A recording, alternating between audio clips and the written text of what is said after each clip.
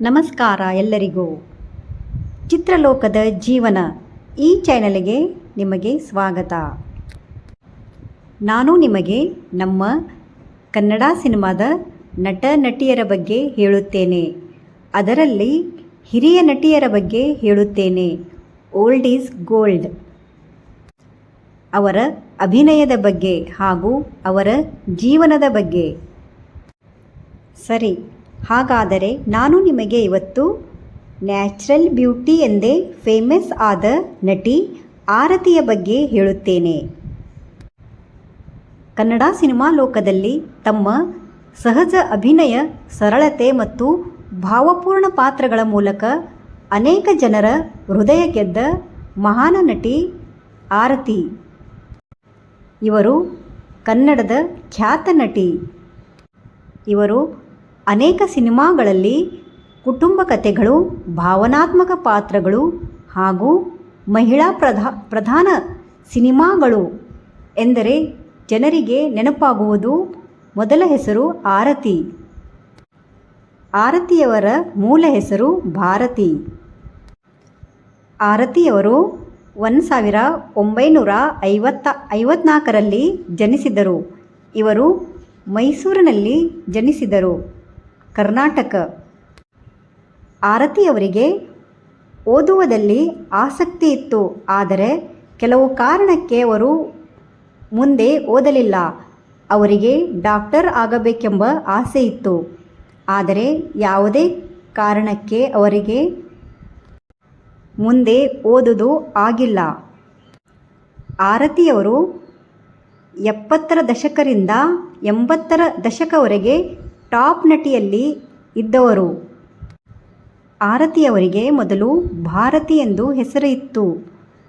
ಆದರೆ ಆಗಲೇ ಭಾರತಿ ಖ್ಯಾತ ನಟಿ ಇದ್ದರು. ಆ ಕಾರಣಕ್ಕಾಗಿ ಭಾರತಿಯವರಿಗೆ ಆರತಿ ಎಂದು ಹೆಸರು ಕೊಡಲಾಯಿತು.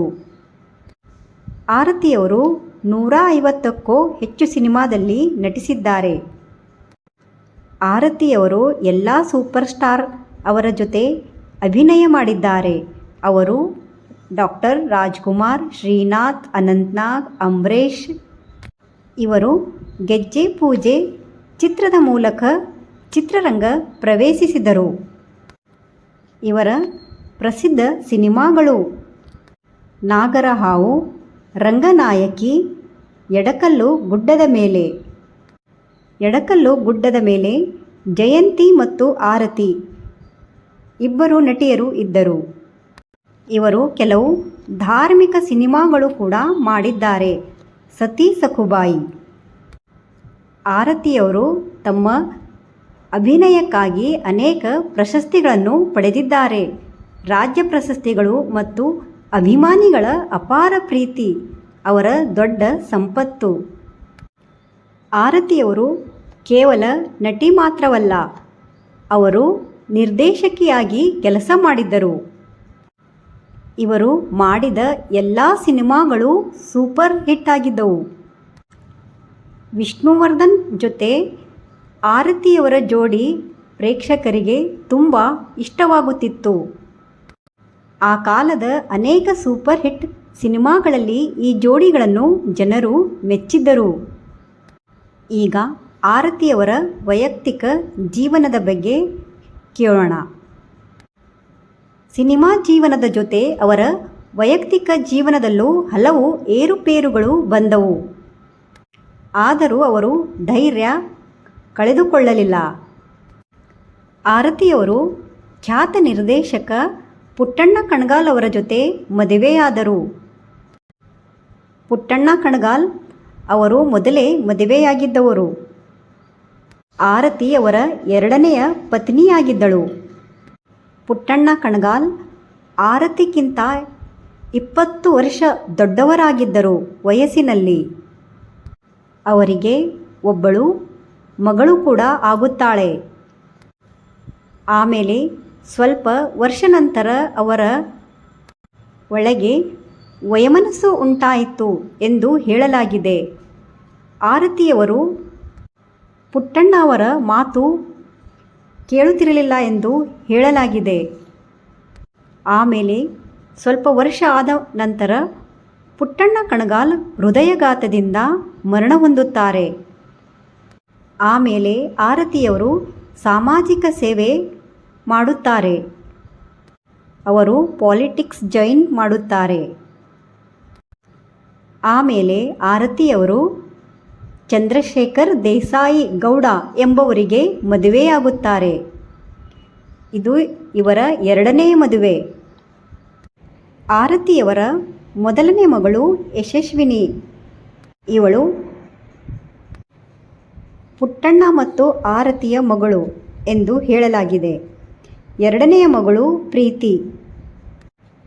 ಆರತಿಯವರು ಆಮೇಲೆ ಕರ್ನಾಟಕವನ್ನು ಬಿಟ್ಟು ಅಮೇರಿಕಾದಲ್ಲಿ ಸೆಟಲ್ ಆಗಿದ್ದಾರೆ ಎಂದು ಹೇಳುತ್ತಾರೆ. ಬಹಳ ವರ್ಷ ಅವರು ಅಲ್ಲೇ ಇದ್ದಾರೆ. ಅವರ ಕೊನೆಯ ಸಿನಿಮಾ ಮಿಠಾಯಿ ಮನೆ. ಇದಕ್ಕೆ ಅವಾರ್ಡ್ ಕೂಡ ಸಿಕ್ಕಿದೆ. ಆರತಿಯವರ ಸಿನಿಮಾಗಳನ್ನು ನೋಡಿದವರು ಇಂದಿಗೂ ಅವರನ್ನು ಮರೆತಿಲ್ಲ. ಹಳೆಯ ಕನ್ನಡ ಸಿನಿಮಾಗಳು ಪ್ರೀತಿಸುವ ಪ್ರತಿಯೊಬ್ಬರ ಮನಸ್ಸಿನಲ್ಲಿ ಆರತಿಯವರಿಗೆ ವಿಶೇಷ ಸ್ಥಾನವಿದೆ. ಆರತಿಯವರು ಕನ್ನಡ ಚಿತ್ರರಂಗಕ್ಕೆ ನೀಡಿದ ಕೊಡುಗೆ ಅಪಾರ. ಅವರು ಅಭಿನಯಿಸಿದ ಪಾತ್ರಗಳು ಇಂದಿನ ನಟಿಯರಿಗೆ ಪ್ರೇರಣೆ. ಸಹಜ ಅಭಿನಯ ಎಂದರೆ ಏನು ಎಂಬುದನ್ನು ಅವರು ತಮ್ಮ ಸಿನಿಮಾಗಳ ಮೂಲಕ ತೋರಿಸಿದ್ದರು. ನಟಿ ಆರತಿ ಕೇವಲ ಒಬ್ಬ ನಟಿಯಲ್ಲ, ಅವರು ಕನ್ನಡ ಸಿನಿಮಾದ ಒಂದು ಭಾವನೆ.